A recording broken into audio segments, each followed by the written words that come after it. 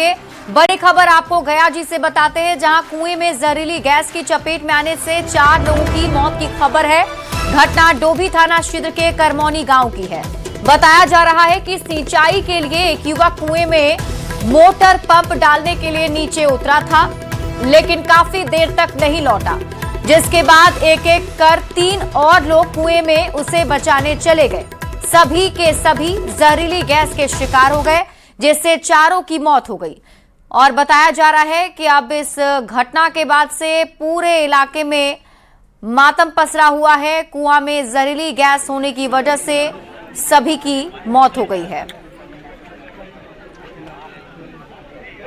Deficiency हो जाता है, उस ऑक्सीजन के डिफिशियंसी की वजह से जो व्यक्ति गए वहाँ पे उनको सफोकेशन हुआ और डिजीनेस की वजह से वो अनकॉन्शियस हो गए बेसिकली। पहले तो एक व्यक्ति गए थे, उसको उनको बचाने के लिए फिर दूसरे गए, फिर पहले व्यक्ति को तो वो बचा लिया गया, लेकिन जो दूसरे गए उनको बचाने के लिए फिर 2 लोग और गए। टोटल 4 लोग गए, उसमें से 2 लोगों को हम लोगों ने निकाला है और उनको हॉस्पिटल भेजा गया है फिलहाल अभी।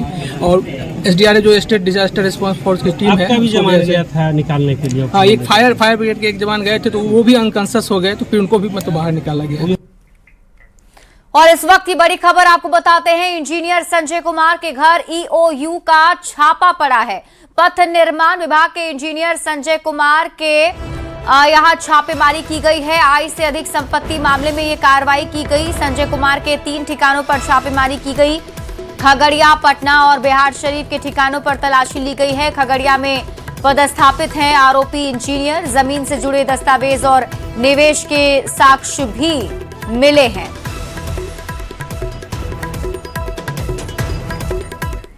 तो वहीं खगड़िया में पथ निर्माण विभाग के कार्यपालक अभियंता संजय कुमार के सरकारी आवास और कार्यालय में निगरानी की टीम ने 5 घंटे से ज्यादा छापेमारी की है।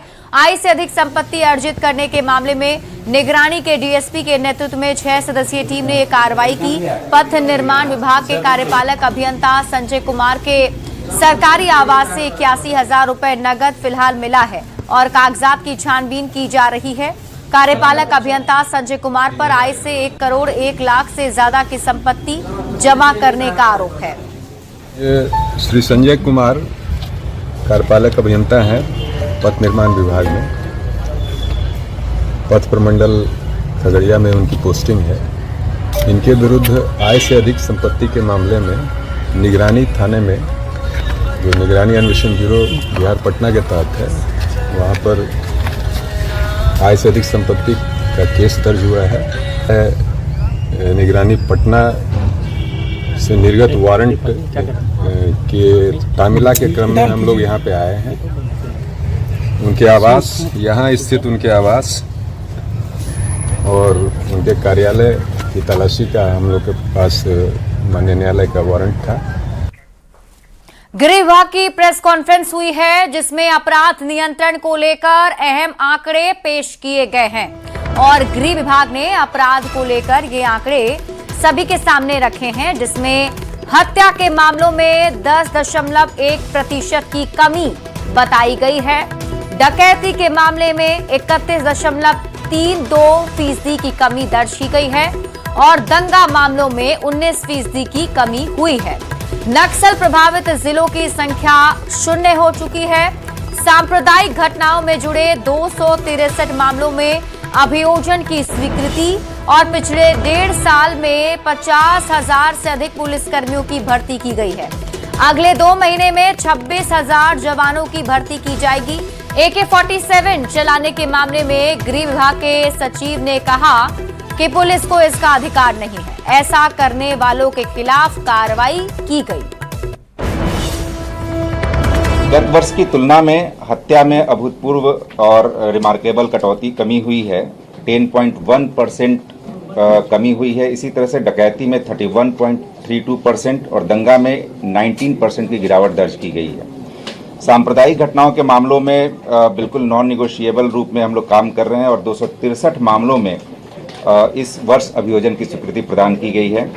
इसी प्रकार की नक्सल रोध की बात करें और अपराध नियंत्रण अभियान की विशेष रूप से बात करें तो नक्सल प्रभावित जिलों की संख्या जो 2013 में 22 थी, अब बिल्कुल वहां सफाया हो गया। अब यह संख्या 0 हो गई है।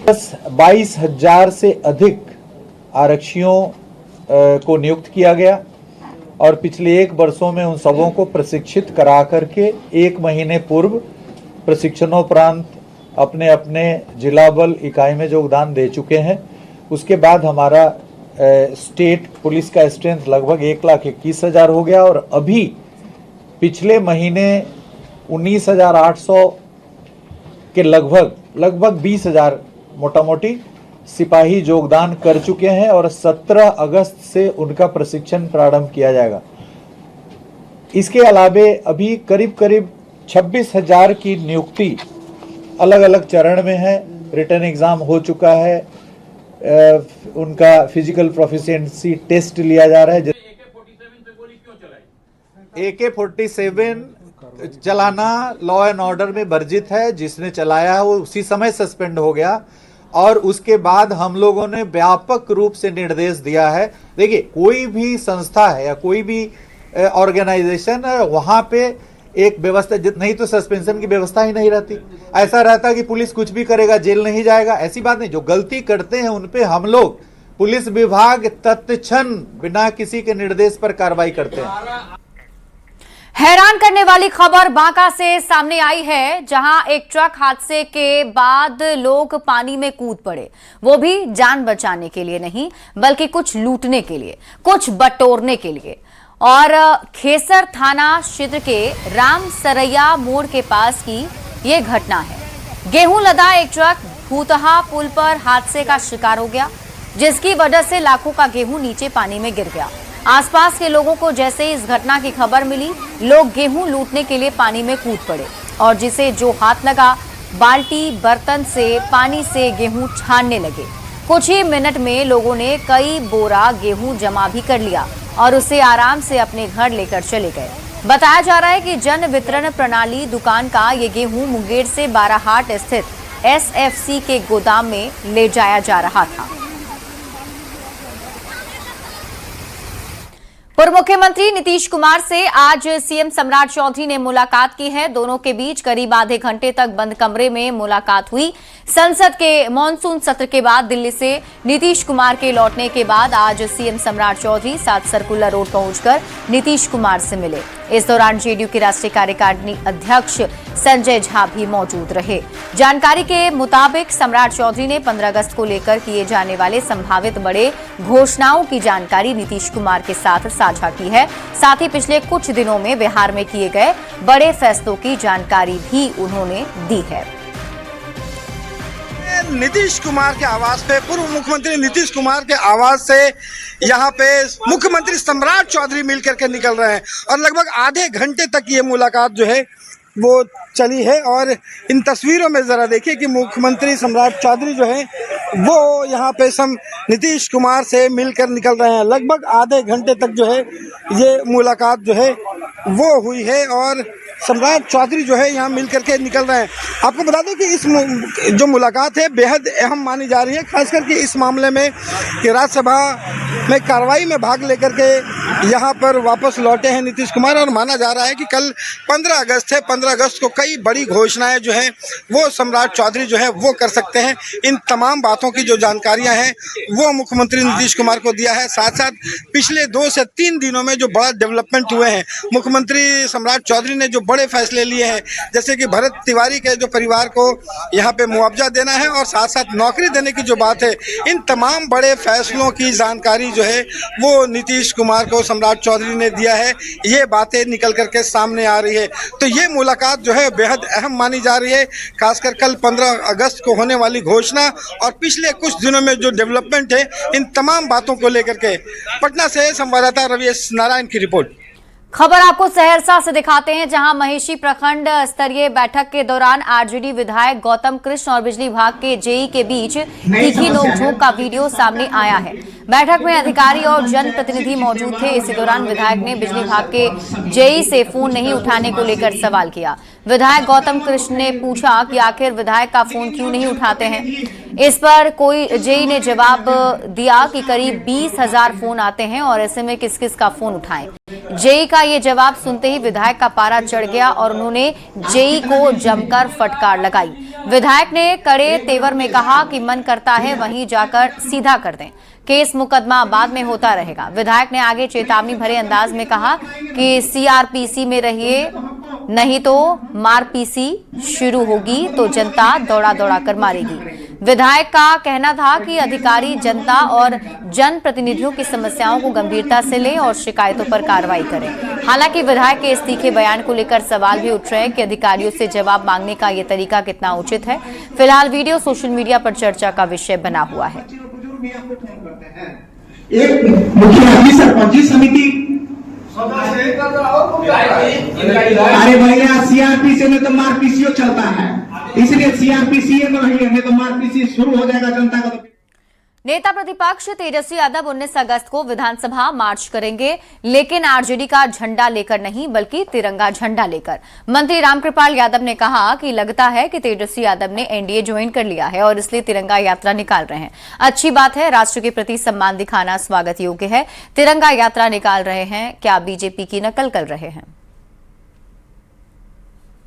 तिरंगा यात्रा तो हम लोग का चल ही रहा है, हम ही लोग काम कर रहे हैं।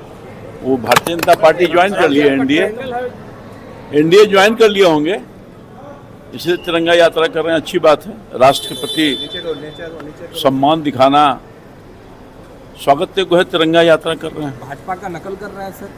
भाजपा में आ गया ना। कटिहार की बेटी लक्ष्मी को अब हर संभव मदद मिलने की उम्मीद जग गई है। कटिहार हसनगंज प्रखंड के उत्क्रमित मध्य विद्यालय भतौरिया के कक्षा 4 की छात्रा लक्ष्मी की संघर्ष से जुड़ी खबर न्यूज 18 ने प्रमुखता से दिखाई थी, जिसके बाद जिला स्तर से लेकर राष्ट्रीय स्तर तक लक्ष्मी को सहयोग का भरोसा मिल रहा है। एक तरफ जहां अभिनेता सोनू सूद ने ट्वीट कर जल्द ही लक्ष्मी से मिलने का आश्वासन दिया, तो वहीं स्वास्थ्य विभाग के अधिकारी और शिक्षा विभाग के अधिकारी लक्ष्मी के विद्यालय तक पहुंचकर उन्हें मुहैया कराने की बात कह रहे हैं। स्वास्थ्य विभाग की टीम वहां पे गई, हम लोगों ने बच्ची से मुलाकात की और फिर उनके पास पता चला कि उनका यूडीआईडी कार्ड पिछले साल बनाया जा चुका है। अब यूडीआईडी कार्ड जो विकलांगता प्रमाण पत्र होता है, उसकी मदद से जितने भी प्रकार के उसको सरकारी योजना का लाभ हो सकता है वो प्राप्त हो सकता है। इसके लिए संबंधित विभाग से सूचना दी जाएगी, उनको पत्राचार किया जाएगा और ताकि बच्चे को जल्द से जल्द सभी सरकारी योजना का लाभ मिल सके। खबर के बारे में पता चलते ही तत्काल जो स्वास्थ्य विभाग है उनके जो एमओआईसी हैं हसनगंज के, उनकी पूरी टीम जाकर के बच्ची से मिली थी और उसका यूडीआईडी कार्ड अपडेशन का जो इशू था वो उसके उसी दिन उसका संज्ञान में लिया गया और अगले दिन उसका जो नवीनीकृत यूडीआईडी कार्ड है बच्ची के पास पहुंच गया है।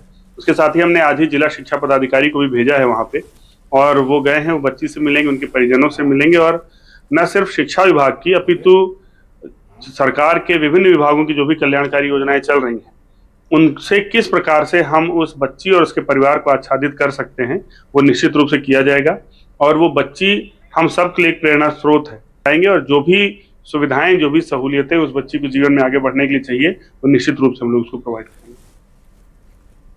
बढ़ते आगे, मुंगेर के खड़गपुर में आज देशभक्ति का नजारा देखने को मिला। मुख्यमंत्री सम्राट चौधरी ने अपने गृह विधानसभा क्षेत्र तारापुर के खड़गपुर पहुंचकर विशाल तिरंगा यात्रा की अगुवाई की। साथ ही मुंगेर के प्रभारी मंत्री, स्थानीय विधायक मौजूद रहे। हजारों की संख्या में लोग और स्कूली बच्चे हाथों में तिरंगा लेकर यात्रा में शामिल हुए। मुख्यमंत्री के साथ कदम से कदम मिलाकर लोगों ने भारत माता के जयकारे भी लगाए। तिरंगा यात्रा को लेकर जिला प्रशासन की ओर से सुरक्षा के भी पुख्ता इंतजाम किए गए थे। गोपालगंज में आजादी के जश्न को लेकर हर घर तिरंगा यात्रा निकाली गई। कलेक्ट्रेट परिसर से निकली इस तिरंगा यात्रा में बिहार सरकार के कृषि मंत्री विजय कुमार सिन्हा शामिल हुए। यात्रा में जिला प्रशासन के अधिकारी, स्कूली छात्र छात्राएं और बड़ी संख्या में लोग भी शामिल थे। हाथों में तिरंगा लेकर निकले लोगों ने देशभक्ति के नारे लगाए। पूरे शहर में देशभक्ति का माहौल देखने को मिला। कृषि मंत्री ने लोगों से हर घर तिरंगा अभियान से जुड़ने और राष्ट्रीय ध्वज के सम्मान के साथ स्वतंत्रता दिवस के उत्सव में भागीदारी की अपील की। यात्रा के दौरान भारत माता की जय और वंदे मातरम के नारों से माहौल गूंज उठा। हर तिरंगा यात्रा इस वक्त गोपालगंज में भी गोपालगंज के प्रभारी मंत्री और बिहार सरकार के कृषि मंत्री विजय सिन्हा निकल चुके हैं और हाथों में तिरंगा लेकर इस वक्त विजय सिन्हा जो है सड़कों पर उतरे हैं और तिरंगा यात्रा में शामिल है। एक भारत श्रेष्ठ भारत, देश का स्वाभिमान ये तिरंगा है और तिरंगा को हमेशा ऊंचा रखें, स्वाभिमान को बढ़ाएं, भारत को समृद्ध और विकसित बनाएं। तो ये बिहार सरकार के कृषि मंत्री विजय सिन्हा है जो आज तिरंगा यात्रा में शामिल हुए हैं। और आज तिरंगा यात्रा में बिहार सरकार के कृषि मंत्री और बीजेपी के नेता जनक चमार और बीजेपी के एमएलसी राजीव कुमार समेत तमाम जो जिला प्रशासन के अधिकारी हैं, छात्र छात्राएं हैं, वो इस तिरंगा यात्रा में शामिल हुए हैं। तस्वीरों में आप देख सकते हैं किस तरह से जो छात्र हैं वो भारत माता की जय के नारे लगा रहे हैं और जो तमाम अधिकारी हैं वो इस यात्रा में शामिल है। हम छात्रों से भी बात करने की कोशिश करेंगे कि आज का दिन इनके लिए कितना खास है। सर, आज का दिन कितना खास है? तिरंगा यात्रा में आप लोग निकले हुए हैं। बहुत हर्ष और शुभ भी कहिए, शानदार भी कहिए। तो जिस तरह से आज गोपालगंज में तिरंगा यात्रा निकाली गई है और इस यात्रा में बिहार सरकार के मंत्री के अलावा जिला प्रशासन के तमाम अधिकारी शामिल हैं। गोविंद कुमार, न्यूज़ 18 गोपालगंज। 15 अगस्त यानी स्वतंत्रता दिवस, जिस दिन हमें आजादी मिली, लोगों की नजर में आजादी का मतलब क्या है? न्यूज़ 18 संवाददाता विनीता मिश्रा ने लोगों से जानने की कोशिश की है। 15 अगस्त यानी स्वतंत्रता का दिन। 15 अगस्त के दिन आपको किस चीज से आजादी चाहिए? आपके लिए आजादी का मतलब क्या है? यही चीज हम लोगों से जानने की कोशिश करते हैं। 15 अगस्त को स्वतंत्रता दिवस है, आपको क्या लगता है किस चीज से आपको आजादी चाहिए? 1947 पे हम लोग का जब देश आज़ाद हुआ तो आज उसकी वजह से आज हम लोग इंडिपेंडेंस सब घूम पा रहे हैं। अच्छा है, लेकिन आज के समय में अगर हमें आज़ादी चाहिए तो वो भ्रष्टाचार से चाहिए, है ना, जातिवाद से चाहिए। ये सब जो देश में धर्म के नाम पे जो हो रहा है, ये सब से हमें आज़ादी चाहिए। आज़ादी मतलब हम लोग आज़ाद हुआ, उसके बाद घूमना फिरना, आज़ाद भ्रष्टाचार के लिए जो हुआ, बस यही बात, तो आज़ादी चाहिए। आप बताओ, आपके लिए आज़ादी का क्या मतलब है? मेरे लिए आज़ादी का मतलब है जो लड़कियां भ्रष्टाचार से हो, लड़कियां जो सेफ रहे इंडिया में, और भी जो इंडिपेंडेंटली घूम सके। जो ये इन चीजों से आपको आज़ादी चाहिए? जी बिल्कुल। ये आज़ादी के नाम से आप घूम पा रही हैं? हाँ, आज़ादी मिला है इसीलिए हम लोग घूम पा रहे हैं। अभी अगर आपको कोई ऑप्शन दे कि आपको किस चीज़ से आज़ादी और चाहिए, तो क्या आपका डिमांड होगा?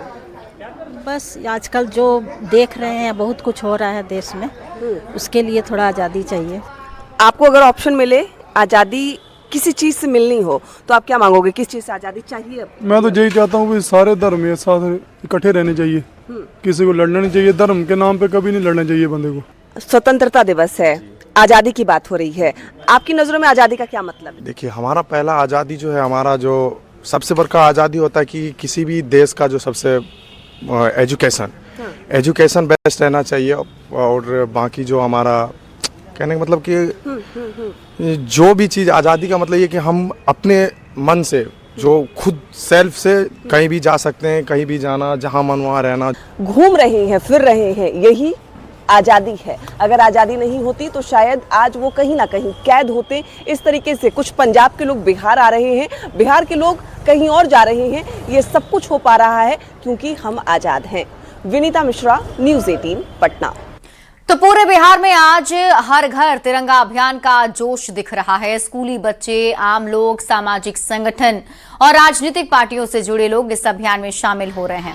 आपको हम टीवी स्क्रीन पर 6 जिलों की तस्वीर एक साथ दिखा रहे हैं, जिसमें आप देखिए पटना, लखीसराय, बांका, सासाराम, सिवान और औरंगाबाद की तस्वीर है, जहां सभी के हाथों में तिरंगा झंडा है और तिरंगा झंडे के साथ गर्व के साथ ये सभी आज का ये दिन सेलिब्रेट भी कर रहे हैं। पटना के एएन कॉलेज में भी हर घर तिरंगा अभियान को सफल बनाने के लिए कॉलेज की प्राचार्य, शिक्षक और छात्रों ने रैली निकाली है और देशभक्ति का संदेश दिया है। और एनएसएस, एनसीसी के साथ सभी संकाय के छात्र इस रैली में भाग लिए हाथों में तिरंगा लेकर सड़कों पर भारत माता की जय का नारा लगाते हुए लोगों को संदेश देते नजर आए।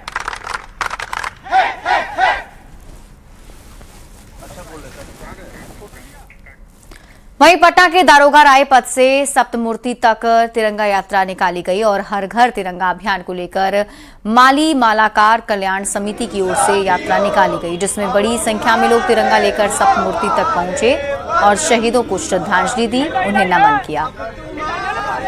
अभियान को सफल बनाने के लिए लगातार तिरंगा यात्रा निकाले जा रहे हैं और राजधानी पटना में सप्तमूर्ति की ये तस्वीर है, जहां पर माली मालाकार कल्याण समिति की तरफ से यात्रा निकाली गई है और देखिए कि हर हाथ में तिरंगा है और लगातार भारत माता की जय के नारे लगाए जा रहे हैं। तो ये जोश है, उत्साह है, क्योंकि जश्न आजादी पूरा हिंदुस्तान मना रहा है और इस बीच हर घर तिरंगा अभियान भी चलाए जा रहे हैं। जरा बातचीत करते हैं, क्या लग रहा है कि आज बड़ी संख्या में आप लोग यात्रा में शामिल हुए? देखिए, प्रधानमंत्री नरेंद्र मोदी जी के आह्वान पर और मुख्यमंत्री सम्राट चौधरी जी के आह्वान पर माली मालाकार कल्याण समिति ने यह तय किया कि आज हम सब पूरे बिहार भर में आज हम सब तिरंगा यात्रा निकालेंगे और आज के दिन को हम तिरंगा उत्सव में मनाएंगे। जिन्होंने अपना घर परिवार का ना सोचकर देश के लिए अपने प्राणों की आहुति दे दी, तो निश्चित तौर पर हम लोग हर घर तिरंगा अभियान भी करने जा रहे हैं। आजादी मना रहे हैं हम सभी, और इस बात को जान लीजिए कि हम सभी और जितने क्रांतिकारी थे, आंदोलनकारी थे, सभी के धुन में और जो जिन्होंने बलिदान दिया उसके याद में हम सभी और तिरंगा यात्रा प्रधानमंत्री श्री नरेंद्र मोदी जी के आह्वान पर हम सभी मना रहे हैं। कट गए सर हमारे पर कुछ गम नहीं, सर हिमालय का हमने न झुकने दिया। चलिए, बहुत बहुत धन्यवाद। तो ये देख सकते हैं जश्न आजादी की जो तस्वीरें हैं लगातार दिख रही है और ऐसे में हर घर तिरंगा अभियान जो है वो चलाए जा रहे हैं और अभी फिलहाल सप्तमूर्ति पर सभी ने शहीदों को नमन भी किया है।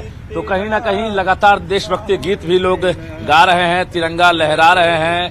मन समर्पित, तन समर्पित और यह जीवन समर्पित, चाहता हूं देश की धरती तुझे कुछ और भी दूं। कैमरामैन दीपक के साथ रजनीश कुमार, न्यूज़ 18 पटना। इस बार 15 अगस्त को भारत अपना 80वां स्वतंत्रता दिवस मना रहा है, लेकिन क्या आप जानते हैं कि देश की स्वतंत्रता संग्राम में पूर्णिया का बहुत बड़ा योगदान रहा है। पूर्णिया के 56 शहीदों ने देश के स्वतंत्रता के लिए 1942 के भारत छोड़ो आंदोलन में अपनी कुर्बानी दी थी और इन सभी 56 शहीदों का नाम पूर्णिया के टाउन हॉल स्थित शहीद स्मारक में अंकित है। लेकिन देश की आजादी की गाथा लिखने वाले इस शहीद स्मारक के साथ साथ उन शहीदों का नाम भी विलुप्त होने लगा है।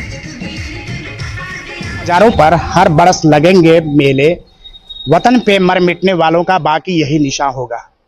स्वतंत्रता संग्राम में पूर्णिया का भी बहुत बड़ा योगदान था और आप जो ये सामने देख रहे हैं ये शहीद स्मारक है जो तत्कालीन पूर्णिया यानी आज का पूर्णिया प्रमंडल, चारों जिला पूर्णिया, अररिया, किशनगंज और कटिहार में करीब 56 लोगों ने शहादत दी थी। ये सारे लोग जो है उस समय अपनी शहादत देने का काम किया था। कुछ लोग धमदाहा में थाना जलाने का काम किया, रुपौली में रेल थाना जलाने का काम किया, कटिहार में जो है पटरी को उखाड़ने का काम किया, अररिया में भी उसी प्रकार किया। उसमें अब जो है सो कुछ जीर्णोद्धार की आवश्यकता है, कुछ नाम भी जो है सो मिटते से दिख रहे हैं। तो जिला प्रशासन